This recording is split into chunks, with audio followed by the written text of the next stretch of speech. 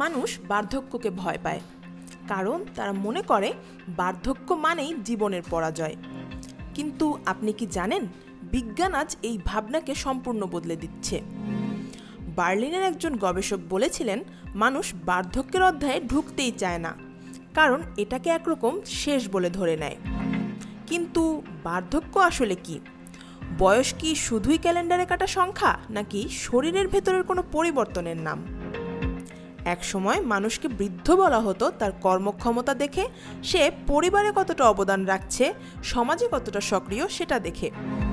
কিন্তু 19 শতকের শেষে পশ্চিমা সমাজে অবসর নামের ধারণা ঢোকার পর বয়স মানে হয়ে দাঁড়ায় আপনি জীবনের কতটা সময় পার করেছেন।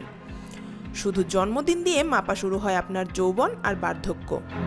কিন্তু আজ বিজ্ঞান বলছে ভিন্ন কথা। ক্যালিফোর্নিয়ার বাক institute for research on ageing এর সভাপতি এরিক ভার্ডিন বলছেন, বৈজ্ঞানিক গবেষণা অনুযায়ী মধ্যবয়স থেকে বার্ধক্যের দিকে যাওয়ার কোনো নির্দিষ্ট জৈবিক সীমারেখা নেই। তিনি মনে করেন, কারো বয়স নির্ধারণে জৈবিক বয়স অর্থাৎ শরীরের কোষ ও টিস্যুগুলোর বয়স ব্যবহার করা উচিত, শুধু জন্মের পর কত বছর কেটেছে তা নয়।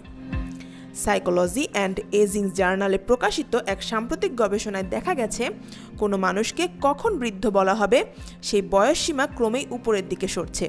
এক গবেষণায় দেখা গেছে, বর্তমানে মধ্যবয়স্ক ও বৃদ্ধ মানুষরা এখনকার দিনে 10 থেকে 20 বছর আগের সমবয়সীদের চেয়ে নিজেদেরকে বেশি তরুণ মনে করেন। এই প্রবণতার একটি কারণ হতে পারে মানুষের আয়ু বেড়ে যাওয়া।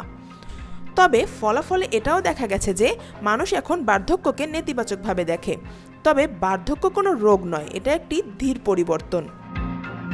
তাই প্রশ্ন একটাই, আপনার বয়স কি সত্যিই ক্যালেন্ডারে লেখা সংখ্যায় আটকে, নাকি আপনার শরীর আর মনের সতেজতায়?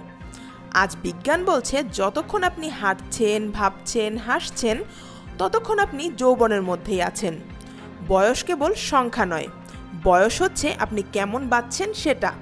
তাই আয়নায় নিজের চুলের রং নয়, নিজের মনের কথা ভাবুন।